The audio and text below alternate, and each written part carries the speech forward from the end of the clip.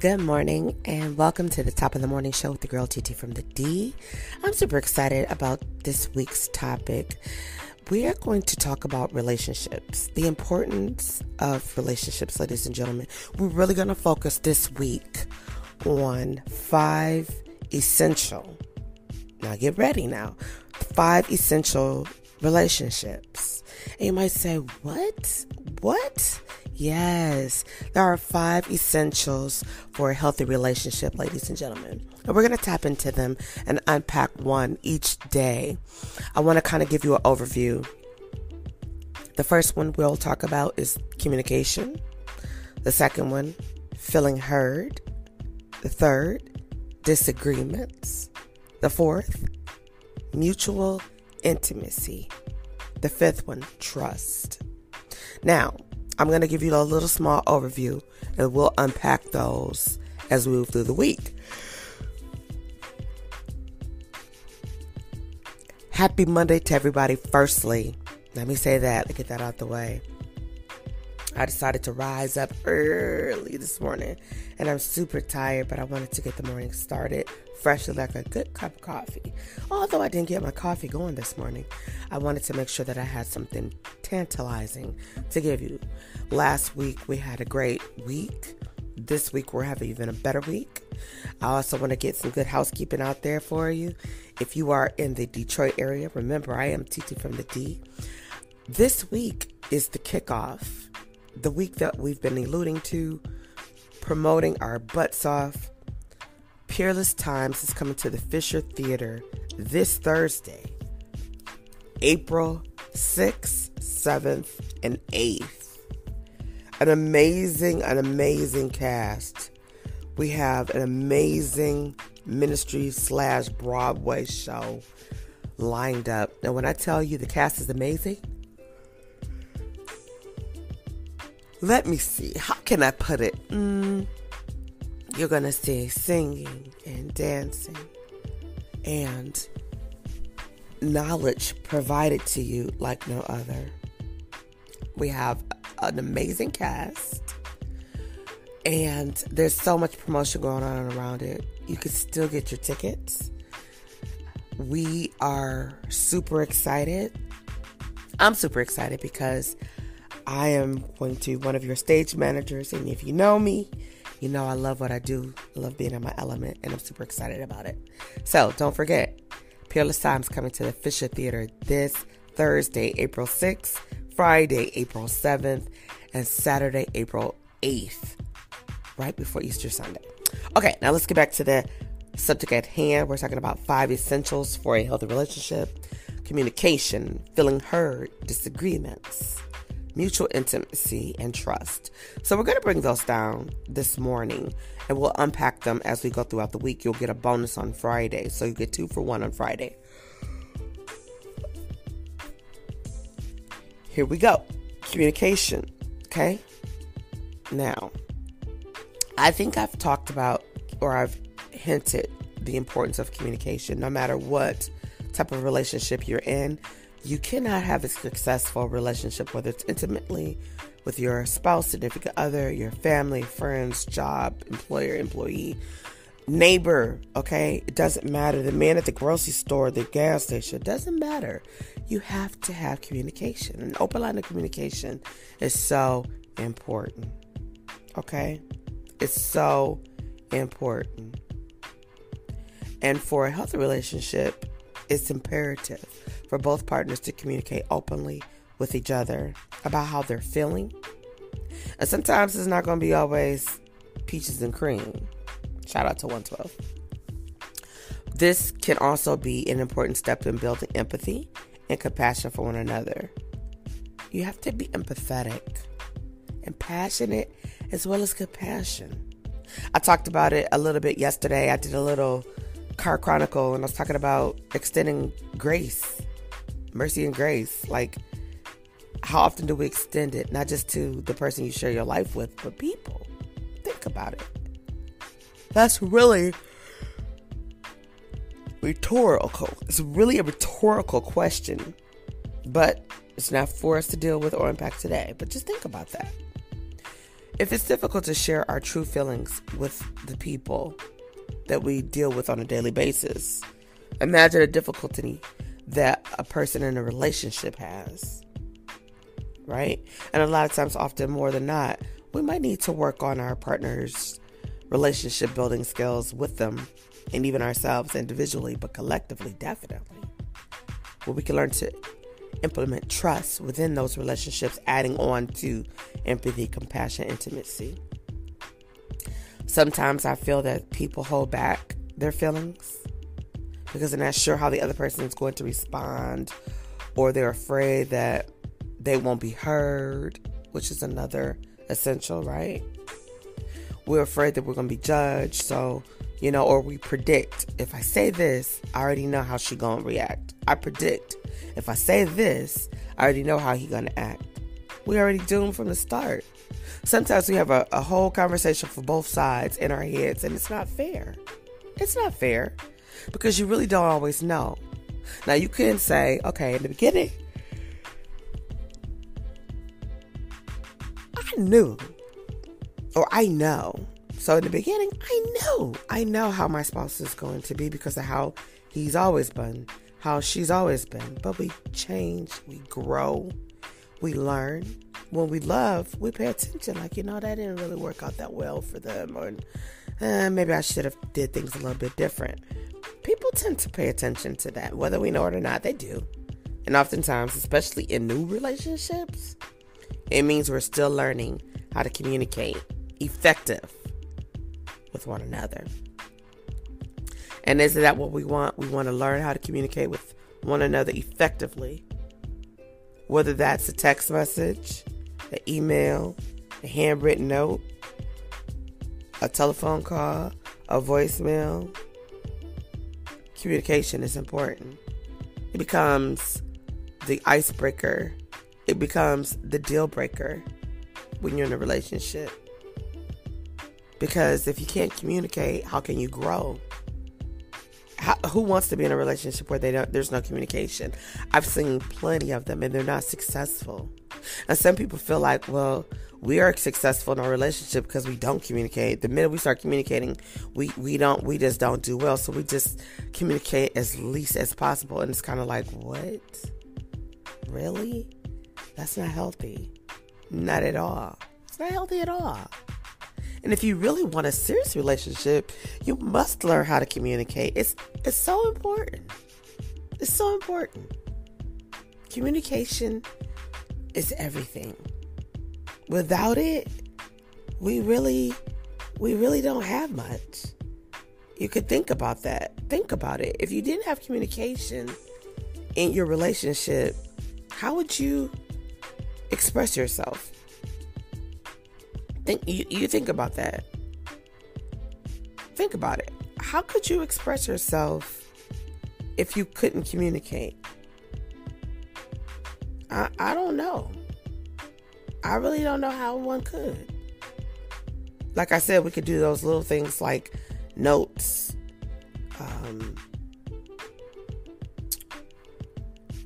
emails, text messages, but don't you know that sometimes communication gets lost, and then we're lost, and then we sit there and we communicate though throughout other relationships.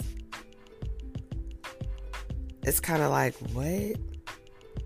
I like to give us a word from time to time when it's available. A word on communication. So I'm breaking it down, right? I'm breaking it down because it's important that we know how to communicate worldly, but also according to His word. You see, He divinely created relationships, especially in our covenants.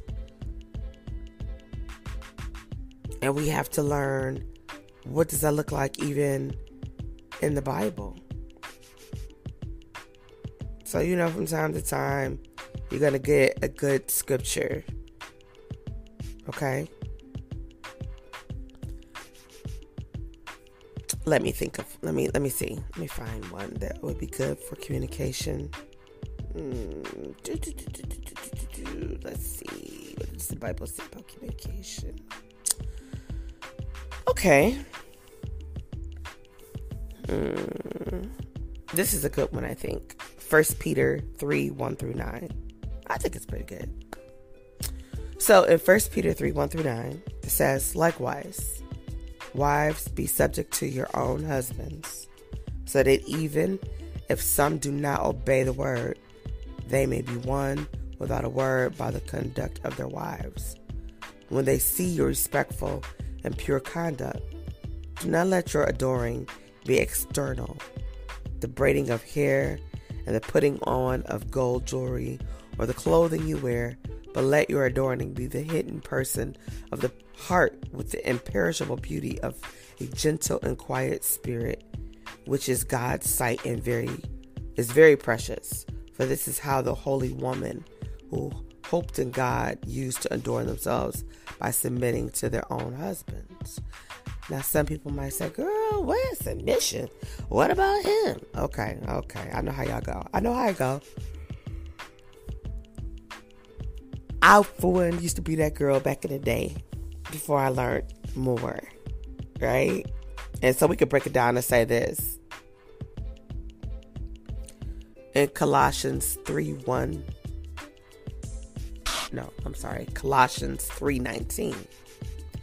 Simply it says, husbands, love your wives and do not be harsh with them.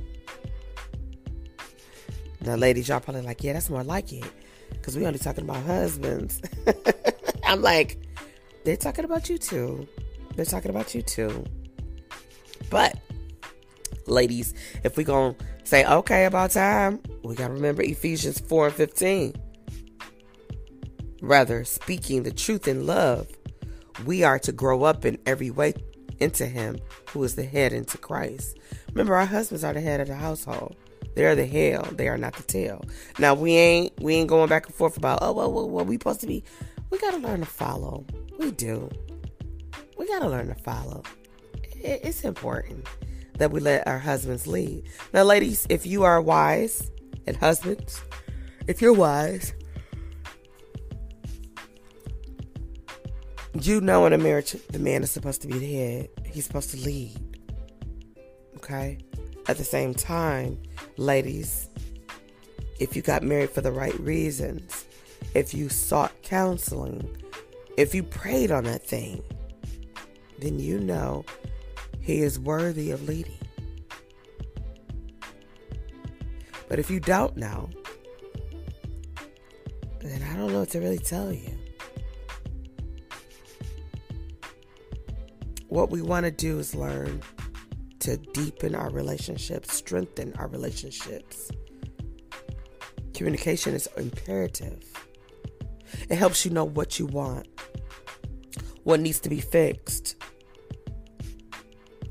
It helps you learn what his needs are, her needs are, your needs are. It helps you understand your partner better. As I said earlier, what once used to make them tick may not make them tick. And then, you know what, we'll hit them with, oh, you changed.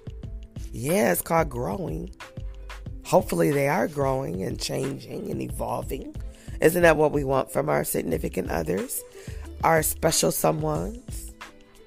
Isn't that it? You see, relationships don't have to be full of conflict. We definitely don't want them to be filled with fighting and fussing, avoidance, because that leads to other things. And every couple, we're going to have disagreements. It's all about how you deal with your disagreements and how you choose to disagree. It goes back to communication, right? Negotiation skills, compromising. It's not giving in. It's not bowing down. It's learning what battles to pick to fight. Every battle you get is not worth fighting. You got to wear that white flag every now and then.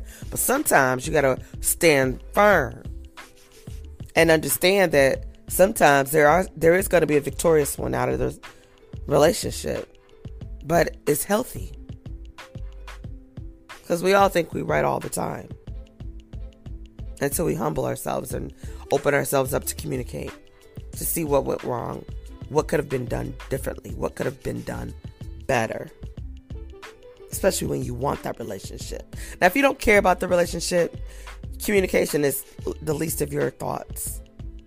It's the least of your thoughts. You don't care about that. As a matter of fact, if you looked at a relationship spectrum, okay, healthy relationships consist of being open, calm, communication, right? Individuality, because we are who we are individually, but we are who we are as one collectively. And it takes maintenance. Communication is like a maintenance tool. We need them. In a healthy relationship, we have honesty. We also understand that privacy is necessary to exist and coexist.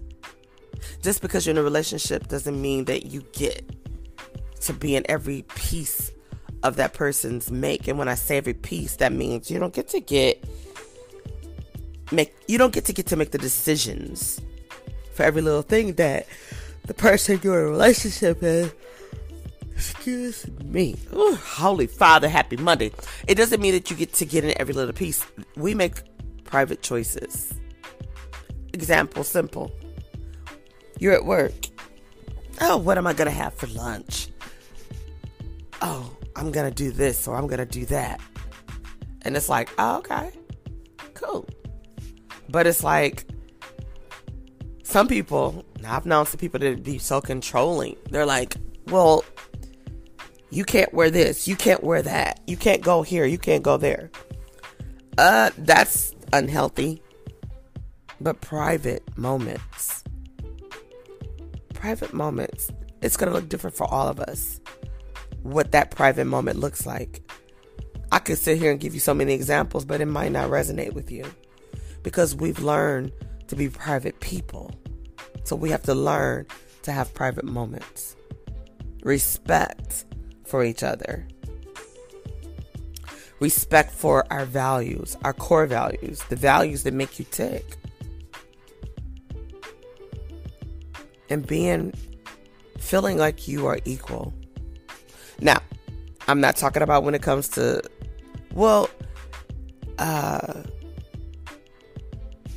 equal as a man does this, a woman does that. No, equal like I'm not your child. I'm your equal. I love you like you love me. That's how we should look at it. Now, in an unhealthy relationship, you got a lot of suspicion, a lot of mistrust. But sometimes, ladies and gentlemen, you brought that tool, that baggage. You actually brought that to the table, or you created it at your table. So you brought a pan of suspicion, a pot of mistrust, or things like infidelity and things of that nature could have been something that brought that unhealthiness to your relationship. And you never really dealt with it outside of you talking about it, trying to take her word for it or take his word for it and let it be law and saying, okay, well, this is what they said, so I got to deal with it. But when you're hurt, how do you know how to deal with it? What does that look like to you? What does that look like to you? Also, lack of individuality. Walking in his or her shadow. Being what they want you to be.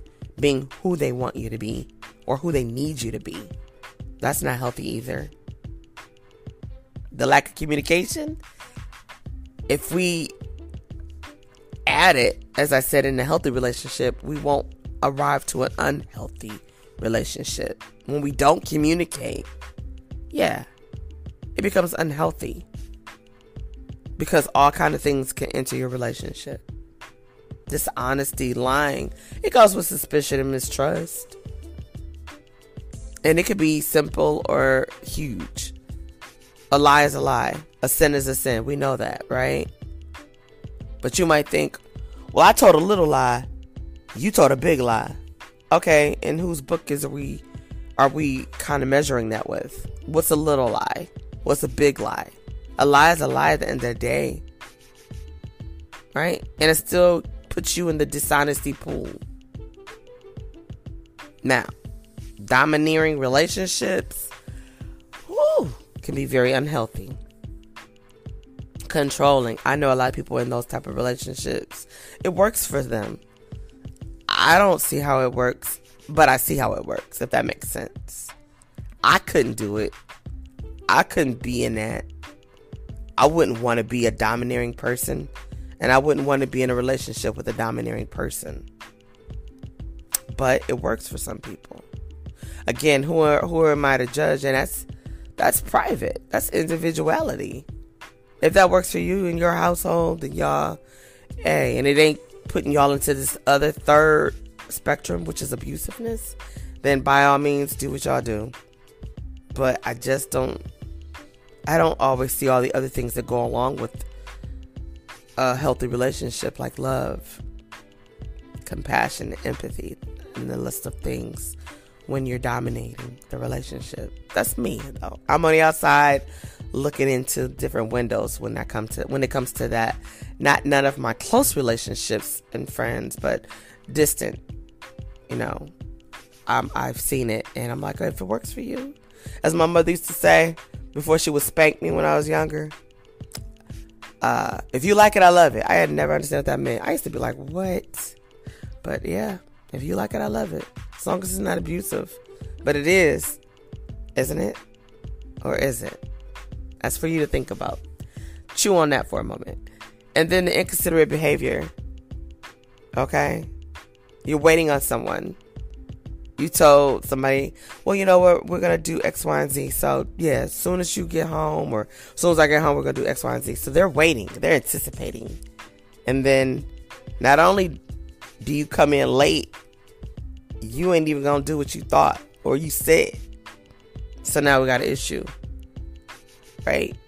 Or we talked about how hungry we are. And this is just an example.